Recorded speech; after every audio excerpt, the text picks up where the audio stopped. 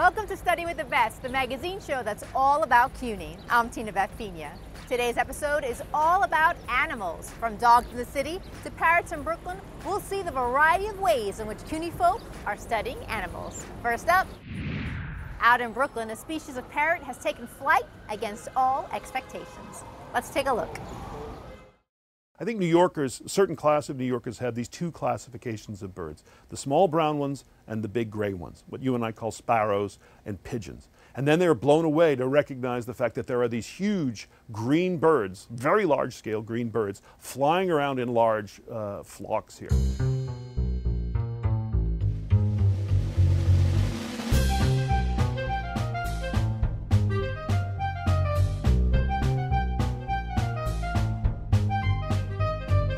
Smaller than a pigeon, larger than a sparrow, but bright emerald green, fluorescent. When the sun hits them, they almost glow. The monk parakeets that live here are of the group Myopsida monachus. Here at Brooklyn College, we actually have a population of these parrots that are living on campus, and then there are a number that are in the vicinity. We do the safaris here at Brooklyn College because it's sort of one of the core colonies and one of the earliest colonies. It's why I sometimes say it's the parrots' Ellis Island. It's where they first really got notice.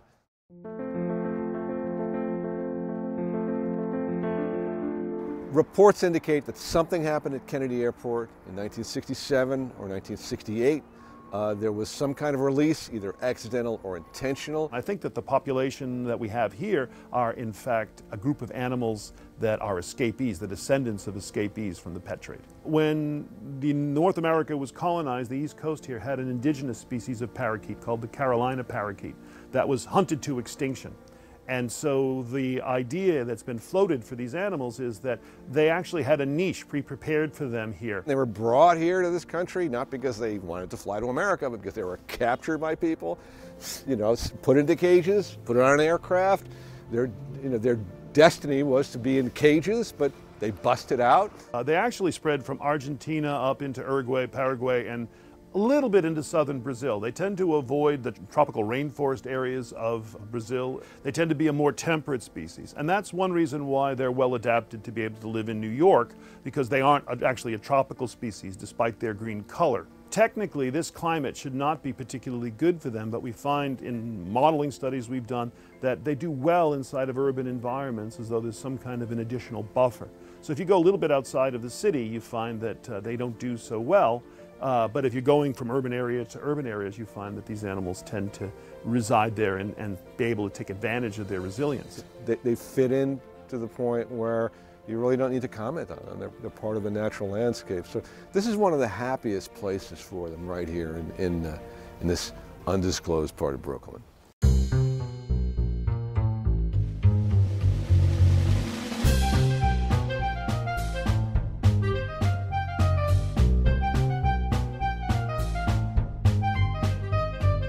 One of the most amazing things about these parrots is that they construct these enormous communal nests.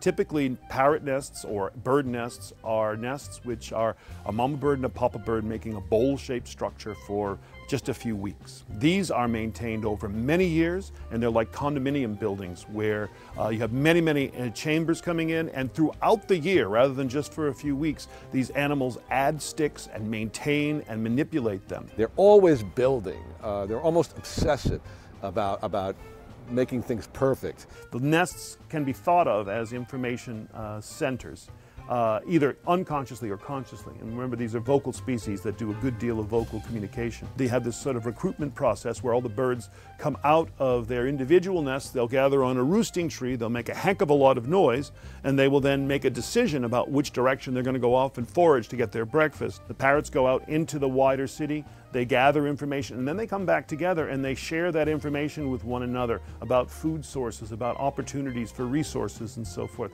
This collective behavior is a very interesting topic, and I see the social structure of these animals as a key to that they're able to find one another, to assemble large enough groups and cooperate in food gathering that makes them a successful species.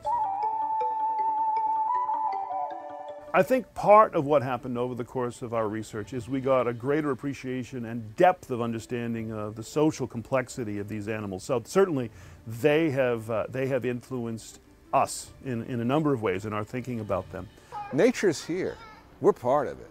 Look outside your window. Maybe unplug your headphones from time to time, or take your eyes off your cell phone.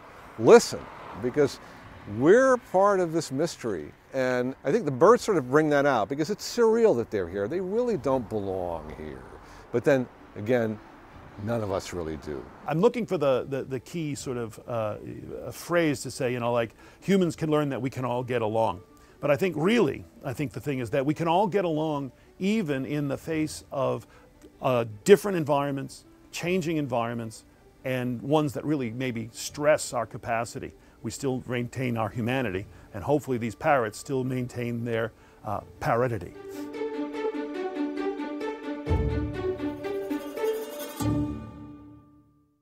From both the lab here at Hunter College and in Madagascar, 2 biologists are studying over 100 threatened species of lemur.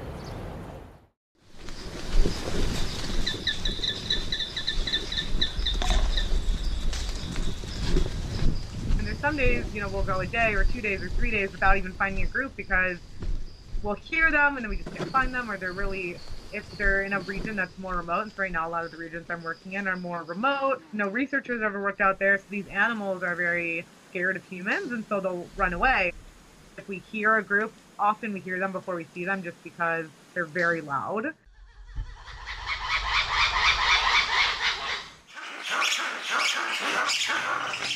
Lemurs are the most endangered mammal on the planet. About 90% of them are threatened with imminent extinction. So within the next 20 to 30 years, lemurs as a group could be gone. And this is caused by any number of things, including human encroachment, habitat disturbance, illegal logging, illegal mining, and the bushmeat and pet trade. What Amanda is currently doing in the field is going out to as many sites as she possibly can visit, not just within the protected area, but then also visiting small fragments of forest that are outside of protected areas that are presumably under higher threat to poaching or habitat disturbance. We're collecting DNA samples that we can then use to analyze the genetic health of the populations. We just found a group of the black and white rough lemurs that we're looking for. There's 2 individuals. And so we're sitting here now waiting to collect their feces for a genetic analysis. Been waiting for 4 hours for them. So we're glad to finally get some samples. So these will go back to the US to do some genetic analyses in Dr. Baden's lab.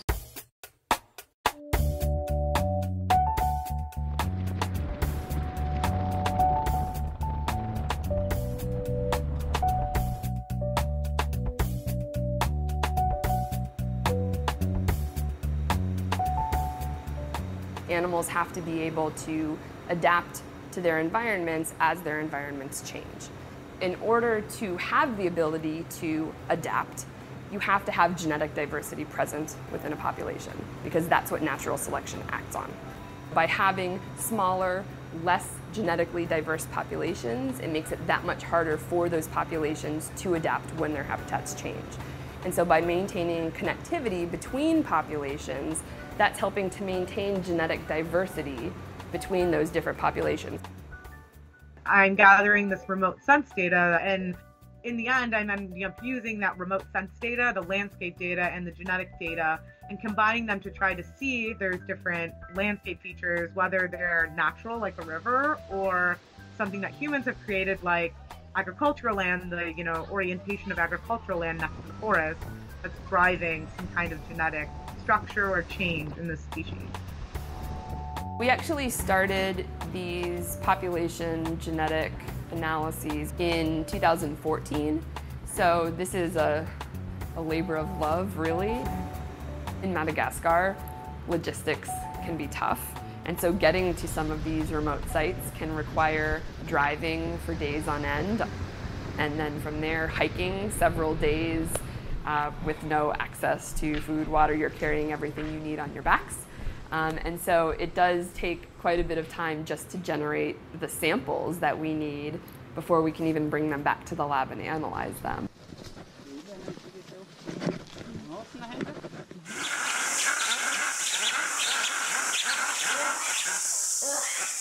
actually just recently found that the biggest impediment to gene flow between populations wasn't something like a river or a road, which we might have expected. It was actually habitat degradation. And it seems like with this particular species of animal, because they are so reliant on fruit, and the fruit that they rely on is generally these large, slow-growing hardwood trees, those are the trees that are being selectively removed, and so in removing those, these animals don't have any food, and because of that, they're remaining within these other, more pristine habitat.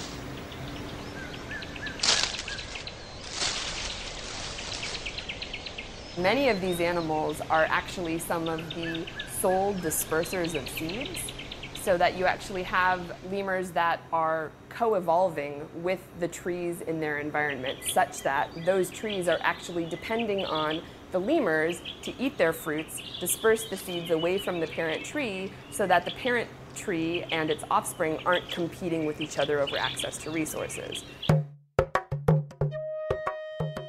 And so people like Ed Lewis at the Madagascar Biodiversity Partnership are planting seedling nurseries at all of these different sites where they're finding isolation, and then getting local communities involved in actually growing trees and then replanting corridors to connect these different populations together. This is really important because having healthy, intact forest habitats help to maintain water cycles, which then help to provide clean drinking water and appropriate food resources, not just for the animals living in the habitats, but also for the humans that are relying on those resources as well. So we really have to consider the synergy that's happening between animals, their environments, and the people that live adjacent to them.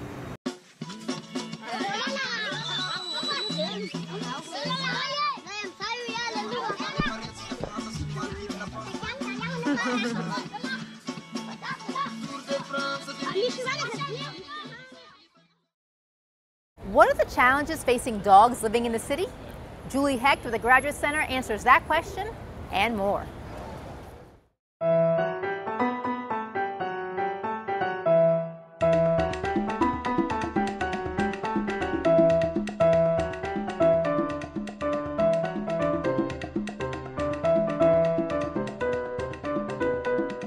This is Debo TG. TG stands for the Great. And he's the mayor of Harlem. If you're on the east side of Harlem and 125th, you know who Debo is. A lot of dogs can do excellent, they can do great in the city. Some of the questions about who's going to do great in a city has to do with, you hear that beeping, for example? Who's going to be okay with loud noises and spontaneous noises? He's going to be 7, so he's become accustomed to the noise. But that took a while though, but there's a lot of dogs that are new to the area, and you can see like when they hear an ambulance or construction noises, they jump or their ears go down and they're, looking left and right, and sometimes with that, you just have to calm the dog down. Come here, my love. Let's go. Come on, let's go. No.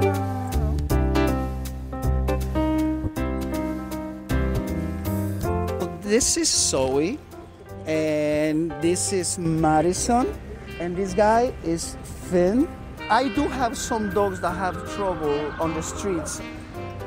I have dogs that are afraid of windy days, flags. You see they have a lot of banners all around the buildings, and when it's windy, they make a lot of noise, and a lot of dogs are very uncomfortable with that. And there's construction going on everywhere. I have a dog that I actually zigzag the streets just because, I have to. She won't walk through those areas. Think about everything from their perspective. Let's say a dog comes into the city and you're going on a walk. Maybe they've never seen subway grading before. They might not want to walk over it. You could introduce them to subway grading when a subway is not going underneath. Our job as owners or as people living with dogs is to help them be comfortable with the environment and make good associations.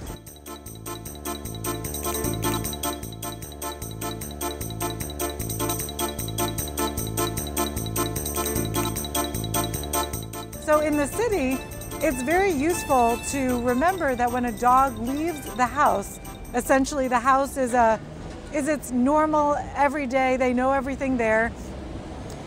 Give them the opportunity to smell and explore their environment. Alexandra Horowitz, who I had the opportunity to work with up at Barnard College, wrote an excellent book called Inside of a Dog, and there she talks about the importance of smell walks. We might think about a walk as getting from point A to point B, but for a dog, it's about the experience, the olfactory experience. I have a person in my neighborhood who says to her dog, "Which way do you want to go?" and lets the dog decide. So essentially, the best thing you could give a dog is control over what they smell and the ability to interact freely with the environment on their terms.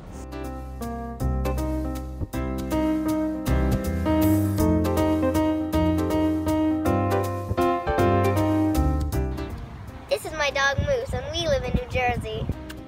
I would argue one of the nice things about having a dog in a more rural environment is that they do have more control over what they interact with. They can, investigate the backyard. They can smell things that come in. But at the same time, a lot of people who have a backyard might say, I put the dog in the backyard, he's happy there. But what you'll notice, and there was one study that looked at this, is the dog is not doing anything till you come in the backyard. So the dog is essentially not just going back there and playing, he's just hanging out, and maybe he'll explore and then he'll sit down, but the actual play typically happens when the person comes out. So they're looking for that human interaction. The same thing can be said for a city dog, where dogs are waiting for people to interact with. So is one preferable to another? I have to say a lot of individual dog experiences depends on what they're used to. So if they're accustomed to being home and hearing these noises during the day and hearing the sound of the elevator and different smells coming through, and then going out with their person, that's awesome for them.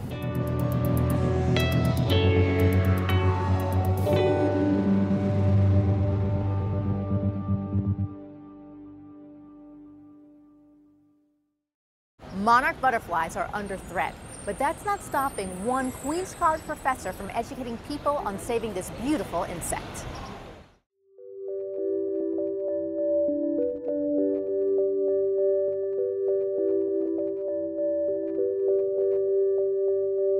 Monarch butterflies are unique among insect species in the fact that they migrate annually from a small area in Mexico. They migrate north and they actually make it all the way to Canada by the end of the summer. At that point they turn around and fly south back to Mexico. The threat is that as they make their way across the country, much of the food source that they need to reproduce, where they lay their eggs, what the larvae eat, is milkweed. They only eat milkweed. Broad sections of the country right now have eliminated milkweed. It used to be, we grow on the edges of farms, you would find it on city streets, you would find it in people's gardens. Well, we've come so far with pesticides and herbicides nowadays that we've wiped out these weeds. For the butterflies, coming across the middle of the United States is like a great desert. The big reproductive burst that they need as they move across the country isn't there anymore. And these butterflies have this tremendous desert as they're moving north to lay their eggs and raise their young. And then on their way south, when they're flying south, they need nectar. In our gardens, we plant plants now that don't attract insects, so they're not nectar producing. We got rid of all the native plants. So we're working with groups to get them to understand the beauty and the functionality of native plants and get them to put those back in the gardens, and with a particular emphasis on milkweed. Here at the Brooklyn Botanical Gardens today, we're doing a teacher professional development program. We have kindergarten and second and third grade teachers, and we're teaching them about biology of monarch butterflies. And we're also showing them how to raise them in the classroom and work with them with children, and eventually, hopefully, get the students to become more aware of these butterflies and how they can plant gardens in their own yard that will support them. We want teachers to go out and teach about monarch butterflies in their classrooms. I expect that several of them will be so excited about this that they will start their own butterfly gardens in their own homes, and that the majority of them will start butterfly gardens with their classes. They're going to get their milkweed plants today. We're actually potting them up, and they can bring them home, grow them up a little bit. And once they're a little bit bigger, they'll be able to order the caterpillars. They'll be shipped caterpillars, and they can raise them up. Those are the best ambassadors. Once you have raised a couple of caterpillars on your own and watch them come out as adult butterflies, you're hooked. You're as much of an enthusiast as I am. This is a tuberosa butterfly weed. Butterflies love this. This is an incarnata, and butterflies and the caterpillars love this, and the milkweed the caterpillars really love. These are going in the school. These are going to be going at PS 15. Well, right now we're doing the rainforest, and we're talking about native species, so, thinking that this would be kind of a great thing, for them to connect with. We're doing some ecology on butterflies, and we're doing conservation and just trying to help the monarch butterfly. Its population is dwindling, and we're hoping to get it back. I just love anything with nature, and I'm hoping, to do a lot of conservation for different things, and this is just such an easy one that kids can do, and they love the butterflies, so yeah, and who doesn't love butterflies? Queens College has a long history of both environmental sciences, and I actually work out of the School of Earth and Environmental Sciences, and we also have a very strong education program. We're constantly trying to find ways to translate the higher science of environmental science and what we're learning with in the School of Earth and Environmental Sciences, translating that to elementary school curriculum, and this is a wonderful bridge to do that.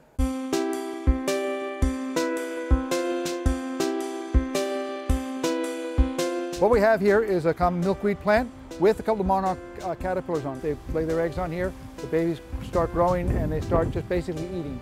So when they're a larva, all they do is eat. They don't know if they're boys or girls, they don't worry about anything else, all they do is eat and get fat. We don't know all the changes that go on there. How does it dissolve the caterpillar and become a new butterfly? What are the changes? What are the chemical changes? What are the biological changes necessary to make that happen? And do it without the animal dying as its whole insides turn to mush and rearrange themselves. It's an amazing thing. That's the sense of wonder. The monarch butterflies is one that anybody can help with. It's a really national problem. Unlike so many environmental issues and crises we face that are just too big for an individual, this is something where individual people can actually go out tomorrow and start making an improvement, and it's a big difference.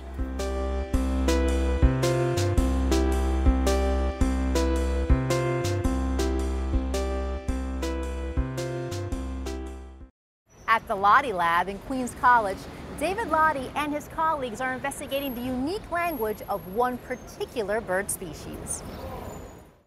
If we were looking for a bird to study these changes that happen that are kind of analogous to the changes that have happened in our language, we would want a bird that has a broad distribution, hopefully one that was introduced to new places and started from scratch, kind of like humans did when we have introduced ourselves into new places. And we'd want a bird that sang a really complex song so that it could change in many different kinds of ways. And so when I came here to New York, I discovered the house finch, which sings a song that's so complex it has about the same number of different kinds of sounds in it as an average human language does.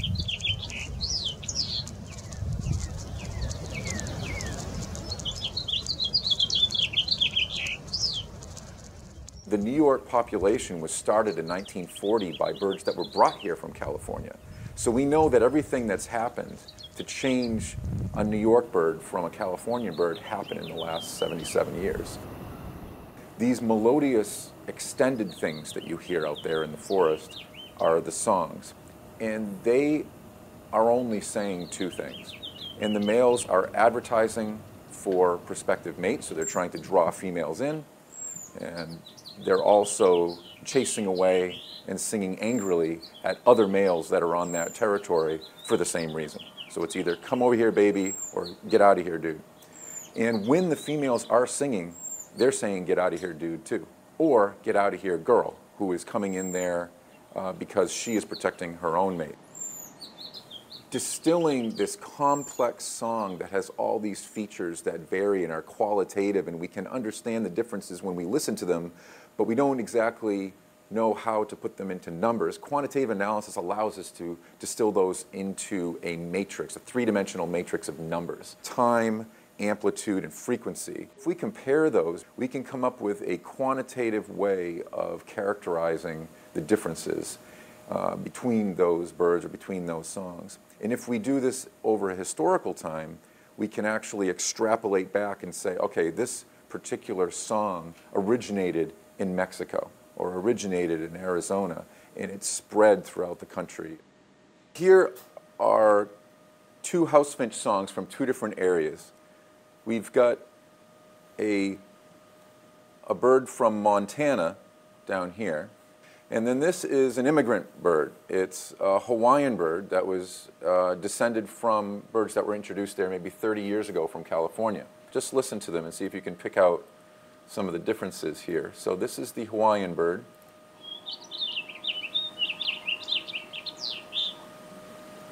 All right, and this is the full song of the Montanan bird. So one thing you can tell right away is that the bird from Montana sang a shorter song than the one from Hawaii. I'm interested in behavioral evolution, whether that results from genetic changes over time, meaning that as the genes change, as a population of organisms evolve, their behavior is going to be different. I've been here at Queens College since 2009. Immediately, I started just building the lab of people in the Queens College and broader New York City community who were interested in the same sorts of things that I was in behavior and behavioral evolution, behavioral ecology. There are currently 26 people in the lab doing research here. They range from undergrads to master's students to PhD students to postdoc. When they're in here, they're generally analyzing the data. They're trying to make sense of what they've observed outside or what previous observers have noticed, running statistical analyses on it, talking with each other about the hypotheses and predictions, and then writing up the results. One of my favorite things about working at CUNY and working at Queens College in particular is just the breadth of relationships that you can form and the unfettered diversity you can have in your own research program.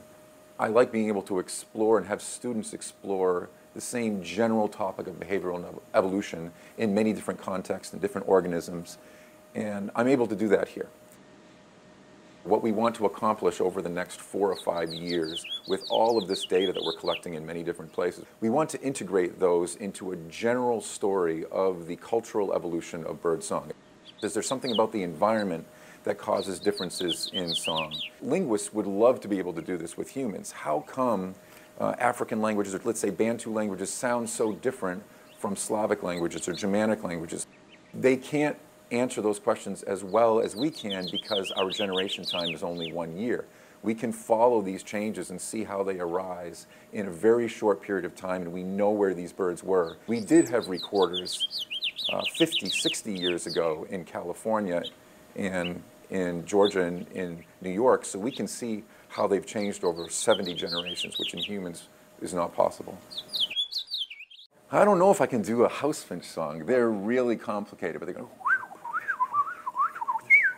So they always have this at the end. It's kind of buzzy. I can't make a buzzy whistle, but.